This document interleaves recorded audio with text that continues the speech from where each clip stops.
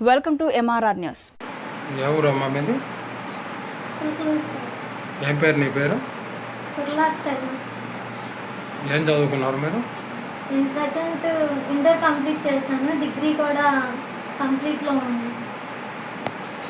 నీ ఆరోగ్య పరిస్థితి ఏంటమ్మా? నీకు మరి ఎట్లా ఉన్నాయి? కాళ్ళు చేతులు లేనట్టు కనబడుతున్నాయని చూస్తుంటే మీరు ఎట్లా ఉన్నారు, ఏంటి పరిస్థితి, మీరు ఏం చెప్పాలనుకుంటున్నారు మీడియా వాళ్ళకి చెప్పండి.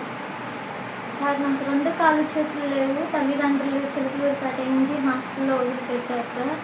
10 రోజుల పిల్లప్పుడు కాడి నుంచి 27 సంవత్సరాల వరకు నేను చిలుకలూరుపేట నుంచి హాస్టల్లోనే చదువుకున్నాను. ఎల్కేజీ నుంచి ఇంటర్ కూడా అక్కడే కంప్లీట్ చేశాను.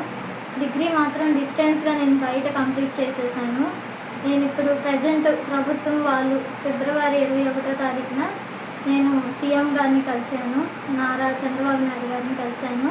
అక్కడ స్వచ్ఛాంధ్ర స్వరాంధ్ర అనే ప్రోగ్రాం జరిగింది. ఆ ప్రోగ్రాంకి నేను అటెండ్ అయ్యాను. ఆ ప్రోగ్రాంకి వెళ్ళి నేను సార్ని కలిసినప్పుడు నేను పెన్షను, ఉద్యోగము, ఆర్థిక సహాయము, ఇల్లు ఇవన్నీ అడిగాను.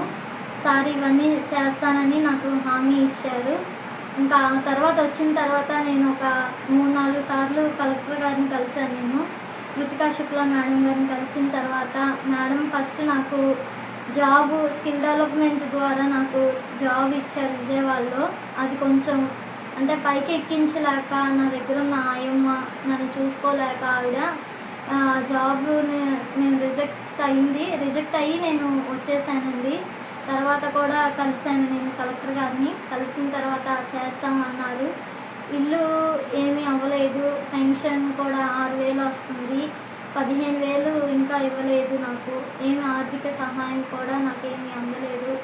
ప్రజెంట్ మాత్రం నేను ఒంటరిగా ఉంటున్నాను. నా దగ్గర ఉన్న ఆయమ్మ కూడా లేదు.